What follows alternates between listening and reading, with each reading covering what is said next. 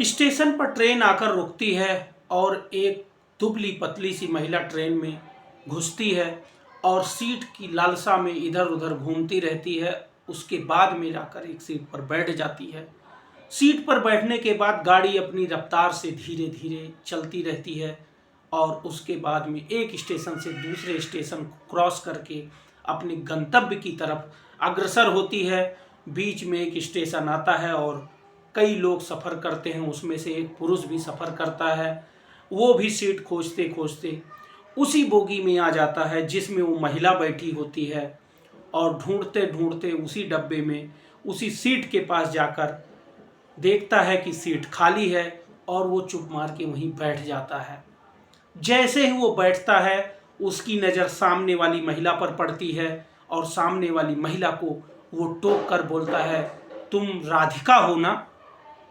महिला जो अपने गमों में खोई हुई थी, अपने पुराने ख्यालों में खोई हुई थी, दुबली पतली सहमी सी, उसके शरीर पर अगर कहा जाए तो जो कपड़े पहनी थी वो भी काफ़ी पुराने लग रहे थे। ऐसा लग रहा था कि काफ़ी दिनों से धोए नहीं गए हैं। उसकी भौहें, उसकी आंखें एकदम मुरझाई हुई थीं। चेहरे पर जैसे लगता था कि गम के बादल छाए हुए हैं। वो भी किसी तरह अपना सर धीरे धीरे ऊपर करती है। ऐसा लग रहा है कि वो कई दिनों से भूखी प्यासी है, जिस हिसाब से उसका शरीर लग रहा था। तो वो सहसा ऊपर अपना चेहरा करती है और सामने वाले पुरुष को देखती है, बोलती है, हाँ मैं राधिका हूँ। आप शायद, अगर मैं भूली नहीं हूँ तो आप राम किशोर हो। वो पुरुष अपने पुराने ख्यालों में खो जाता है और आंखें उसकी भर आती हैं। टकटकी लगाकर उस महिला को देखते रहता है कि राधिका ऐसी हो गई। फिर दोनों एक दूसरे को कम से कम 5 से 10 मिनट तक देखते रहते हैं और बोलने की स्थिति में नहीं रहते हैं। ऐसा लगता है कि अगल बगल जो बैठे हुए हैं उन लोगों को परेशानी होगी अगर हमारी कहानी जान जाएंगी, तो वो कुछ बोलती नहीं है। लेकिन कहते हैं कि जब मन में बहुत सी चीज़ें चल रही होती हैं तो आदमी किसी न किसी दिन बोल ही देता है। उसने बोला, हाँ मैं राधिका हूँ, आप विनोद हो, लेकिन आप और हम कभी एक साथ हुआ करते थे। कैसी हो राधिका? क्या चल रहा है तुम्हारे जीवन में? अब कैसी हो? तुम्हारा चेहरा तो बहुत गिरा हुआ, बहुत मुरझाया हुआ है। राधिका ये सुन के काफ़ी दुखी हो जाती है और बोलती है, हाँ बहुत दुखी हूँ। एक नज़दीक का एक विद्यालय है, वहाँ पर जाके साफ सफाई करती हूँ, बर्तन मांजती हूँ, उसी से जो मिल जाता है उसी से बेटे का भरण पोषण करती हूँ, अपने राजू का भरण पोषण करती हूँ। राजू अपना छोटा बेटा, हमारा छोटा बेटा, उसका भरण पोषण हो रहा है। कैसा है वो? अब किस हालत में है? क्या अब बड़ा हो गया? कितना बड़ा हुआ? पूछने लगती है और बोलती है, हाँ अभी वो आज स्कूल गया है। मेरी माता जी की तबीयत बहुत ख़राब है और मैं उन्हीं को देखने कानपुर जा रही हूँ। यही बातें करते करते बोलती है कि आप कैसे हो? आपका जीवन तो काफ़ी खुशमय होगा, काफ़ी सुखमय होगा, अब कैसे हो आप? परिवार सभी आराम से हैं? आपने, आपके परिवार से आराम से हैं? क्या दूसरी शादी आपने कर ली? वो पुरुष अपना मुरझाया हुआ चेहरा लटका लेता है और मन ही मन ग्लानि करता है कि जिससे मेरी शादी हुई थी, उतने अच्छे नए नक्श थे, क्या वही राधिका आज भी ऐसी है? तो वो सोचने पे मजबूर हो जाता है और बोलता है, माता जी कैसी हैं? अब तबीयत कैसी है उनकी जिनको देखने जा रही हो? कानपुर जा रही हो? बोलती, हाँ कानपुर जा रही हूँ, वो अस्पताल में एडमिट हैं और उसके बाद में उनको देख के कल शाम की ट्रेन से, फिर यही जो ट्रेन आएगी इसी ट्रेन से मैं वापस आऊँगी। आप कैसे हो? आप कहाँ जा रहे हो? उस महिला ने पुरुष से पूछा और उसके बाद में एक दूसरे से बात करने लगे। पुरुष बोला, हाँ मैं भी जा रहा हूँ, मेरा कुछ काम का सिलसिला था, कुछ बिजनेस के सिलसिले में मैं कानपुर मैं भी जा रहा हूँ। आज मैं भी रहूँगा, कल मैं भी वापस आऊँगा, लेकिन कोई पता नहीं था कि इसी ट्रेन से आऊँगा। लेकिन तुम कह रही हो कि मैं इसी ट्रेन से आने वाली हूँ, तो मैं भी प्रयास यही करूँगा कि हम भी इसी ट्रेन से आएँ और शाम को दोबारा मिलेंगे।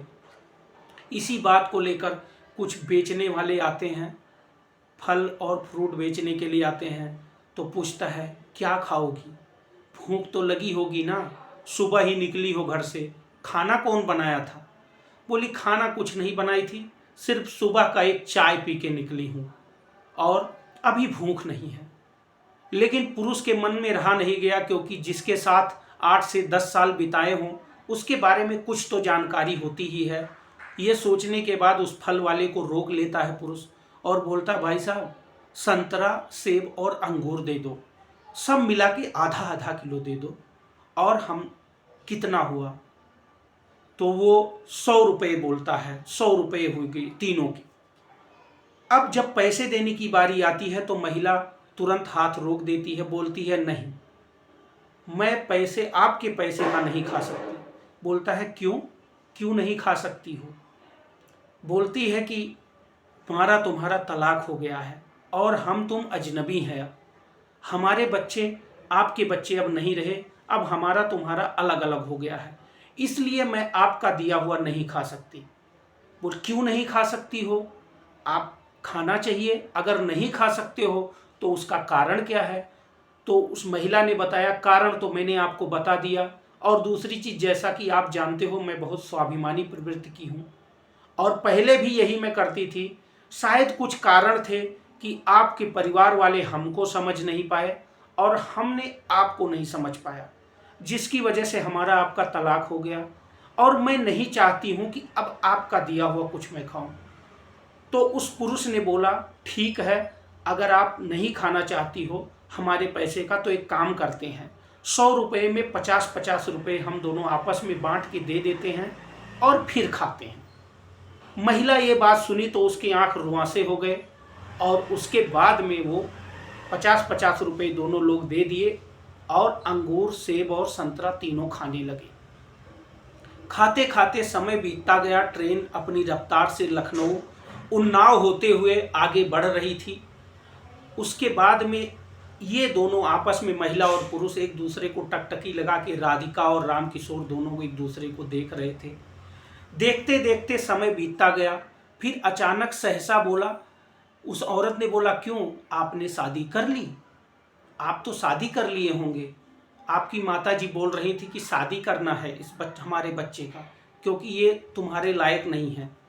तो उसने बोला नहीं, मैंने शादी नहीं की, मैं अभी तक कोई शादी नहीं किया है और अपने बिजनेस के सिलसिले में ही व्यस्त रहता हूँ, इधर उधर आता जाता रहता हूँ। तुम बताओ, तुमने शादी कर ली क्या, काफ़ी दुबली पतली लग रही हो, बहुत दिक्कत है क्या, कुछ समस्या है। नहीं, कोई समस्या नहीं है, जो बर्तन साफ करने से स्कूल में जो भी खर्चा मिलता है उससे बच्चे का भरण पोषण करती हूँ, और मैंने भी शादी नहीं की। शायद आपके माता पिता मुझे समझ नहीं पाए, हो सकता है जहाँ मैं शादी करूँ अब इस उम्र में मुझसे कौन शादी करेगा, मैं कैसे अपने बच्चे का भरण पोषण करूँगी, तो इसलिए मैंने शादी नहीं की और अपनी माता जी के साथ गुजर बसर कर रही हूँ। मेरा भाई रहता है कानपुर में, माता जी का इलाज करवा रहा है वो, उसी के सिलसिले में मैं देखने जा रही हूँ। पुरुष ने बोला क्या एक काम कर सकते हैं हम लोग, कल शाम की ट्रेन से हम लोग पुनः वापस इसी ट्रेन से आ सकते हैं, अगर तुम बुरा ना मानो तो। उस महिला ने जब ये सुना तो सोचने लगी कि पहले तो मैं इसके साथ रही ही हूँ, दिक्कत क्या है, चलो रास्ते भी कट जाएंगे, समय भी बीत जाएगा और अकेली महिला को कोई दिक्कत ना हो, इसलिए कोई पुरुष रहेगा तो कोई दिक्कत नहीं होगी। कानपुर स्टेशन धीरे धीरे पहुंच रहा था। रेल इंजन सीटी देता हुआ कानपुर सेंट्रल रेलवे स्टेशन पर पहुंचा और महिला उतर गई रेलवे स्टेशन। पुरुष भी उतर गया, अपने बिजनेस के सिलसिले में चला गया और वो महिला अपनी माता जी को देखने के लिए चली गई। जाते जाते दोनों एक दूसरे को टकटकी लगा रहे थे, तब तक पुरुष बोल दिया क्या तुम मेरे लिए खाना बना के ला पाओगी, क्योंकि मैं यहाँ आया हूँ, किसी धर्मशाले में ठहरूंगा और भोजन के मामले में अक्सर मेरा उठना बैठना बाहर ही रहता है, भोजन शुद्ध नहीं मिलता, तो क्या मेरे लिए भोजन बना दोगी। उस महिला की आंखों में आंसू आ गए और गम के आंसू दरअसल नहीं थे, खुशी के आंसू थे। बोली जी मैं बना के लाऊंगी, आप कुछ मत करिएगा और हम लोग साथ में चलेंगे। अब ये बात खत्म हो गई। दूसरा दिन शाम को रेलवे स्टेशन पर पुरुष जल्दी जल्दी पहुंचा और उसी प्लेटफार्म पर आ गए जहां से वही ट्रेन बन के वापस गोरखपुर के लिए जाने वाली थी। पुरुष तैयारी कर रहा था कि जैसे ही प्लेटफॉर्म पर ट्रेन लगे बैठ लें, लेकिन उससे पहले उसकी तैयारी थी कि वो महिला कहाँ है, उसकी पत्नी जो पूर्व पत्नी थी वो कहाँ पर है उसको देखने के लिए वो इधर उधर टकटकी लगा रहा था कि कहीं दिख जाए। अचानक देखा कि सीढ़ियों से धीरे धीरे एक महिला उतर रही है। हाँ, आज उसके कपड़े थोड़े नए हैं, चेहरा थोड़ा उसका खिला हुआ है, पहले से बेहतर लग रहा है और वो आ रही है। उसने पहचान लिया, यही मेरी भूतपूर्व पहले की पत्नी है। दोनों आते हैं और चुप मार के जैसे ही स्टेशन पर ट्रेन लगती है तुरंत जाके एक कोना पकड़ के दोनों बैठ जाते हैं और बात करने लगते हैं। बात करते करते सीटी दे देती है ट्रेन और चलने को होती है, तब तक अचानक हड़बड़ा के एक दूसरे को जो टकटकी लगा कर देख रहे थे वो बात करने लगते हैं। और बताओ माता जी कैसी हैं, अब तबीयत कैसी है, आप देख के आई हो, भैया कैसे हैं आपके, हमारे जो पहले साले थे वो कैसे हैं। सबका हाल चाल बताती है और बोलती है आप अपना हाल चाल बताइए, आप कैसे हैं, शादी वादी करने का कुछ इरादा है, क्या प्लान किया है आपने। तो बोली, ऐसे बोल रही थी तो पुरुष बोला, हाँ शादी करने का इरादा तो है लेकिन कोई मिले तब ना। तुम बताओ तुम्हारा क्या इरादा है, तुम क्या शादी करना चाहती हो किसी से, क्या देखा है किसी को। नहीं, मैं शादी नहीं करना चाहती हूँ, मैं ऐसे ही जीवन बिताऊंगी और मेरे बेटे के लिए मैं नहीं चाहती हूँ कि किसी के पास मैं जाऊँ और वो हे दृष्टि से देखे, वो गलत नज़रों से देखे मेरे बच्चे को और मेरे बच्चों को कोई तकलीफ़ हो, इसलिए मैं दूसरी शादी नहीं करूँगी, मैं अब शादी नहीं करूँगी। अब मेरा शादी से भरोसा उठ गया है। क्यों भरोसा उठ गया, तुम तो ऐसा तो तुम नहीं थी पहले, अचानक तुम्हारे अंदर इतना बदलाव कैसा आ गया। महिला ने बोला, हाँ बदलाव आ गया। बदलाव आने का कारण यह है कि आपकी माताजी पिताजी हमें समझ नहीं पाए और आप भी समझने को तैयार नहीं थे। हाँ, मैं मानती हूँ कि आपकी इसमें गलती नहीं है, लेकिन आप भी समझ नहीं पाए, इसीलिए हमारा आपका तलाक हो गया था। इसी को बात करते करते स्टेशन लखनऊ से आगे बढ़ती है, करनैलगंज गोंडा होते हुए आगे की तरफ ट्रेन चलती है और खलीलाबाद होते हुए जब आगे बढ़ती है तो एक दूसरे को टकटकी लगाकर देखने ये दोनों बोलते हैं। क्या पुरुष पहले प्रयास करता है, क्योंकि महिला की सहमति तो होती है लेकिन उसको बोलने में दिक्कत हो रही थी, तो पुरुष बोला, हाथ पकड़ लिया उसने और बोला, क्या हम दोबारा शादी कर सकते हैं, क्या हम लोग पुनः रह सकते हैं एक साथ। महिला चुपचाप बैठी रही और अपने अंतर ध्यान से अपने आप में 5 मिनट तक सोचती रही कि अब क्या हो गया मेरे साथ, अब क्या मैं कहूँ। उसकी आंखों में झरझरा के आंसू बह रहे थे और भीगते हुए उसके पल्लू भीग गए आंसुओं से और वो जवाब नहीं दे पाई, वो कुछ बोलने की परिस्थिति में नहीं थी। हाँ, उसका हाँ था, उसकी सहमति थी कि चलो कम से कम ट्रेन के बहाने इस ट्रेन में हमने सफ़र किया और हमारा बिछड़ा हुआ साथी मिल गया, हमारा बिछड़ा हुआ पति मिल गया, हमारा पुराना घर मिल गया। इसी खुशी में उसने हाँ कर दी और भर भरा के दोनों रोने लगे। रोने के बाद एक दूसरे से लिपट गए और ये बोलने लगे, अब तुम अपने घर नहीं जाओगी, अब तुम सीधे मेरे घर चलोगी। महिला ने बोला, मेरा बेटा वो भी तो वहीं पर है। तो उसने बोला, उसकी चिंता तुम मत करो, उसको बुलाने की जिम्मेदारी मेरी है और मैं उसको बुलवा लूँगा। अब तुम वहाँ नहीं जाओगी, अब सीधे मेरे घर चलोगी और मेरे साथ रहोगी। अब मुझे पता चल गया कि तुम गलत नहीं थी, मैं भी गलत नहीं था, लेकिन तुम भी गलत नहीं थी, लेकिन आपस में एक दूसरे को ना समझ पाना, इस वजह से गलती हो गई और मैं गलती के लिए क्षमा प्रार्थी हूँ। और अब आज से हम तुम एक साथ रहेंगे और एक साथ जिएंगे, एक साथ मरेंगे। मेरा बेटा भी अब दूर नहीं रहेगा मुझसे, उसको गले लगाऊंगा और बहुत प्यार करूंगा।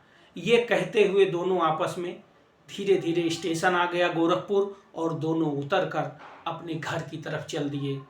तो इस कहानी को सुनाने का मकसद सिर्फ इतना सा ही है कि आपस में एक दूसरे से प्रेम से रहना चाहिए और एक दूसरे को समझ कर लेना चाहिए और अपने दूसरे के कहने पर अपने परिवार में विघटन नहीं उत्पन्न करना चाहिए। इस कहानी से यही सीख मिलती है। आप लोग इसको फॉलो करेंगे तो आपका बहुत बहुत धन्यवाद कहानी सुनने के लिए। अगर आप आज जुड़े हों, पहली बार जुड़े हों हमारे YouTube चैनल यश मिश्रा लाइव पर, तो कृपया करके इसको एक बार सब्सक्राइब कर लीजिए और ज़्यादा से ज़्यादा लोगों के साथ शेयर करें ताकि ये कहानियाँ जो हम सुना रहे हैं ये लोगों तक पहुँचे और लोगों के अंदर बदलाव आए। बस यही हमारा मकसद था ये कहानी सुनाने का। अगर किसी के साथ ये घटना घटती है तो उसको मात्र एक संयोग कहा जाएगा। ऐसी घटनाएं समाज में निरंतर होती रहती हैं जिस पे हम लोग ध्यान नहीं देते हैं। इसलिए जागरूक रहिए, सतर्क रहिए और एक रहिए। नमस्कार।